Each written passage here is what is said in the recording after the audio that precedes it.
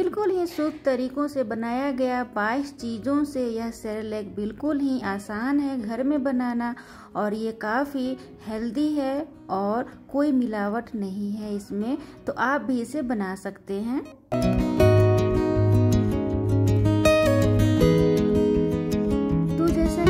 आपने कितना बढ़िया सा घर पर बनकर तैयार हुआ है और यहाँ पे सभी चीज़ों को मैंने निकाल लिया है, तो टोटल यह 22 है और सभी का मात्रा मैंने थोड़ा थोड़ा लिया है।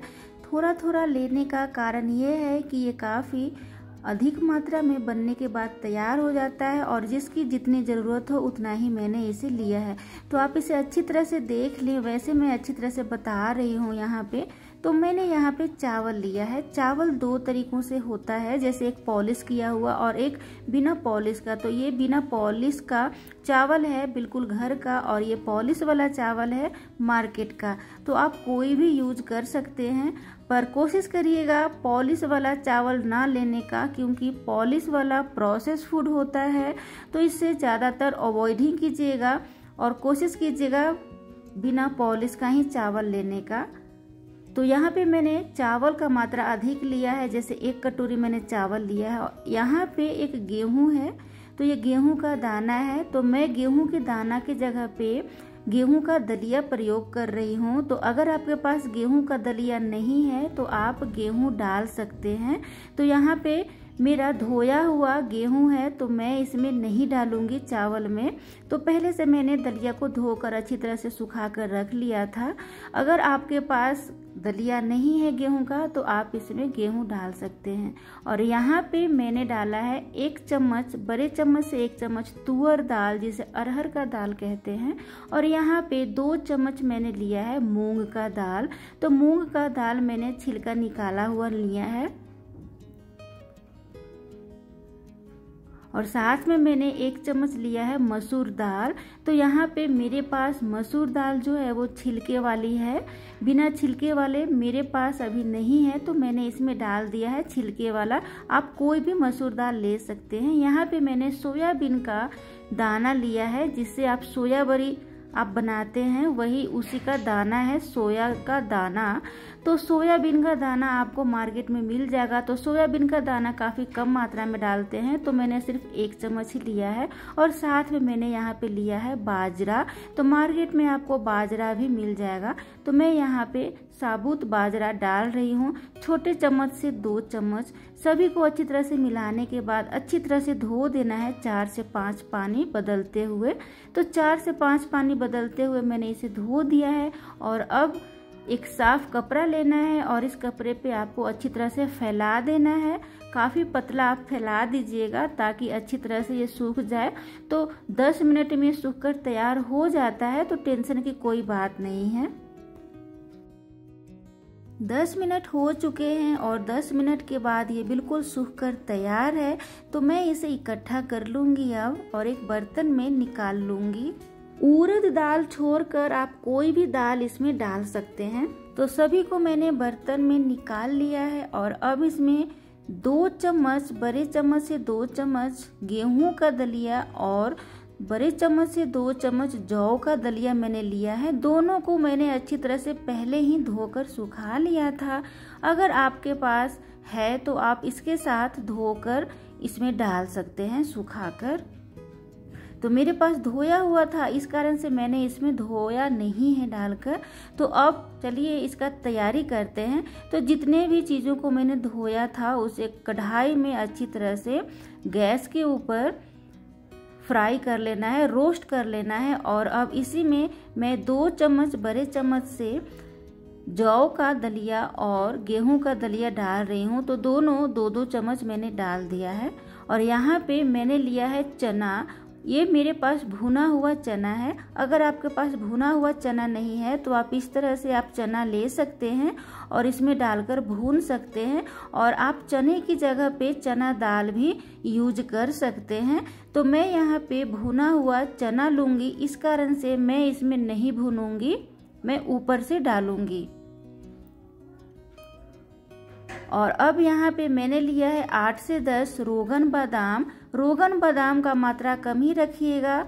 और अगर आपके बच्चों को कॉन्स्टिपेशन का शिकायत है, यानी कि पेट साफ नहीं होता है, तो आप रोगन बादाम को नहीं डालिएगा। और यहाँ पे मैंने डाल दिया है 20 दाना मूंगफली का और आधा कटोरी काजू का, और सभी को इसी तरह से डालते हुए भून लेना है। यहाँ पे मैं छोटे कटोरी से आधा कटोरी पिस्ता बादाम भी डाल रही हूँ। साथ में मैंने यहाँ पे 1 चम्मच सफेद तिल डाला है,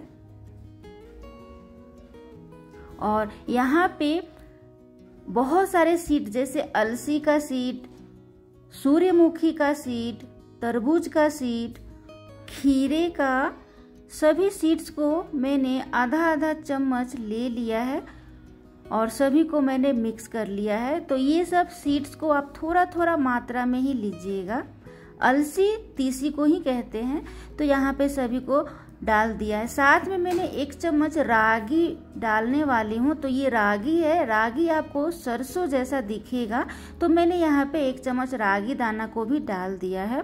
और यहाँ पे 1.5 कटोरी मैं मखाना डालने वाली हूँ, और डालने के बाद अच्छी तरह से भून लूँगी।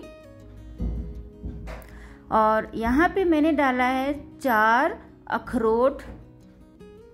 अखरोट का अंदर का निकाला हुआ, और ये मैं डाल रही हूँ 2 चम्मच आजवाइन। आजवाइन डालना काफ़ी ज़रूरी है, क्योंकि बच्चे को गैस वैस का प्रॉब्लम नहीं होता है और आसानी से ये पच जाता है।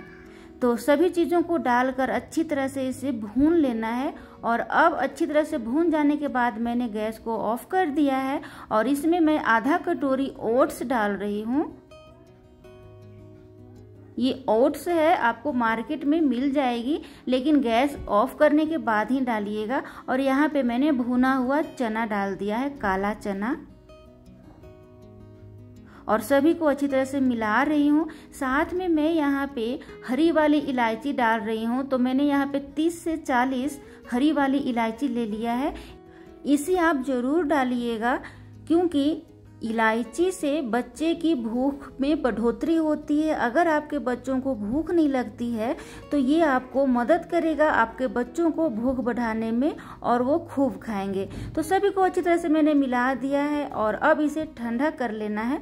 अगर आप इसे गर्म बिल्कुल ही पाउडर बनाएंगे तो इसमें जो ड्राई फ्रूट डाला हुआ है उससे तेल रिलीज हो जाएगा। इस कारण से इसे काफ़ी अच्छी तरह से ठंडा कर लेना है। साथ में मैंने यहाँ पे मिश्री लिया है। तो ये मिश्री धागा वाला मिश्री है, इसमें किसी भी प्रकार का कोई मिलावट नहीं होता है। तो आप कोशिश यही कीजिएगा बिल्कुल प्योर चीज़ लेने का, चीनी या फिर गुड़ नहीं डालिएगा। तो इस तरह से मिश्री को पहले कूट लेना है, और कूटने के बाद इसका पाउडर बना लेना है। तो मैंने मिश्री को अच्छी तरह से कूट लिया है, और अब इसमें सभी में मैं डाल रही हूँ। तो सभी में डालने के बाद मैं इसका पाउडर बना लूँगी। तो अच्छी तरह से आपको पाउडर बना लेना है सभी को।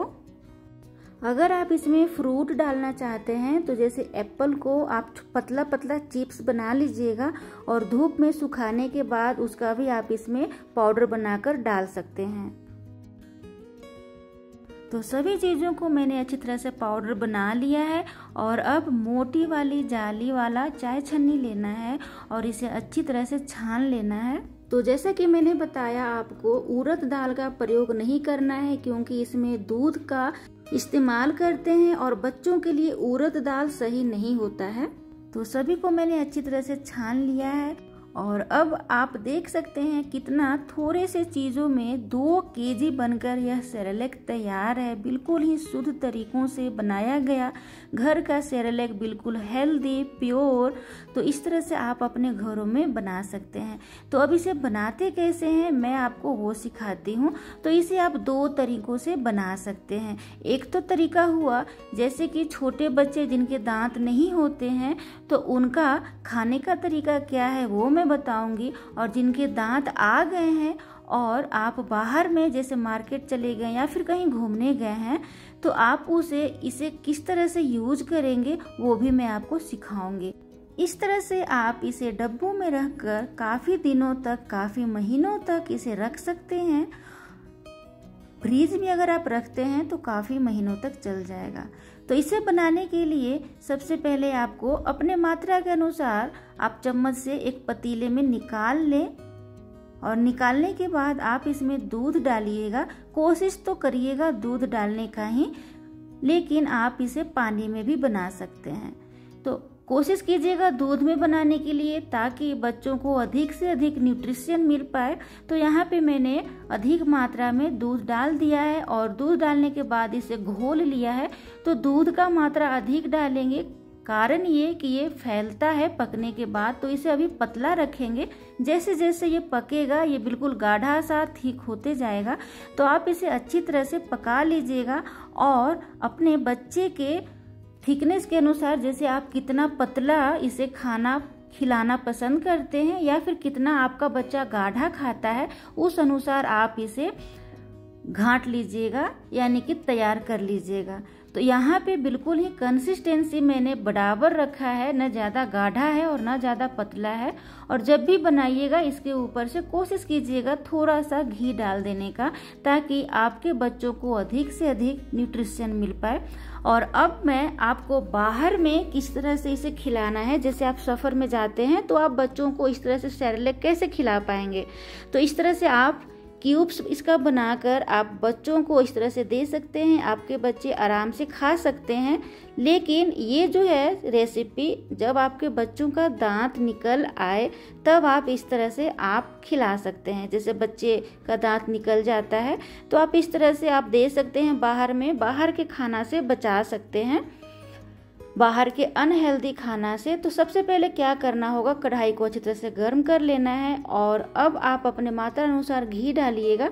और घी डालने के बाद जो हमने सेरेलैक तैयार किया था उसे भी इसमें डाल देना है अपने मात्रा अनुसार, और बिल्कुल थोड़ा देर ही इसे फ्राई करना है, क्योंकि ये बिल्कुल भुना हुआ है पहले से। तो हल्का सा बस फ्राई करेंगे और इसमें दूध डालकर अच्छी तरह से इसका हलवा तैयार कर लेंगे। तो इसे ज़्यादा देर तक भूनने की आवश्यकता नहीं है। तो यहाँ पे मैंने दूध डाल दिया है, तो दूध का मात्रा इसमें ठीक ठाक रखिएगा। अच्छे से इसे गाढ़ा पका लेना है, गाढ़ा सा घाट लेना है, ताकि सफ़र में जब इसे ले जाएं तो कोई भी दिक्कत ना हो और हमारा बच्चा आसानी से खा ले। अगर आप इसे सफ़र में गीला भी ले जा सकते हैं, जैसे आपके बच्चे के दांत नहीं निकला है तो आप इसे गीला ही बना लीजिएगा और इस तरह से पका लीजिएगा, और कटोरी में आप ले जा सकते हैं लंच बॉक्स में।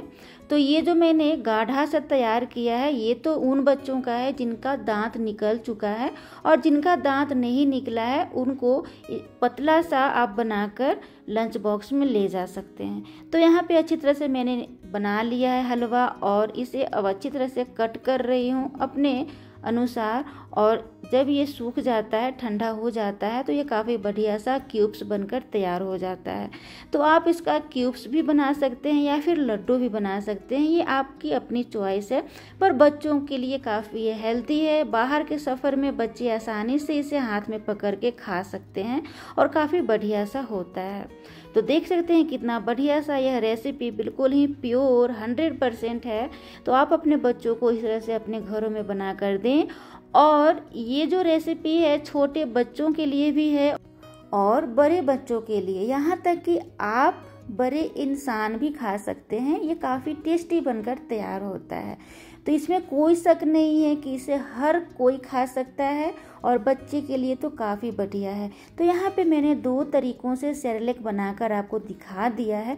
एक ये लिक्विड फॉर्म में, जिनके बच्चे का दांत नहीं है वो इस तरह से खिला सकते हैं, और इसे आप लंच बॉक्स में भी ले जा सकते हैं। और ये हलवा जिनके बच्चों का दांत निकल आया है तो सफ़र में इसे इस तरह से पॉट में, लंच बॉक्स में इस तरह से आप पैक करके भी ले जा सकते हैं, और आप टेंशन फ्री होकर घूम सकते हैं, इंजॉय कर सकते हैं।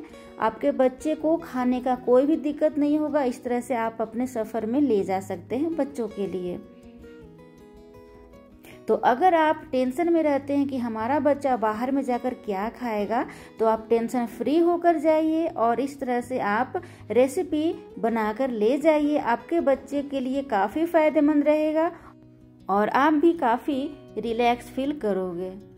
और ये जो हमारा बचा हुआ है, जो हमने छाना था, छानने के बाद जो वेस्ट था, तो इसका भी आप हलवा बना सकते हैं। ये बिल्कुल बढ़िया सा है, ये मोटे दाने में है, जिससे मोटा दाना ये बच चुका है, जो अलग मैंने रख लिया था छानने के बाद। तो इसे भी आप इस तरह से हलवा बना सकते हैं।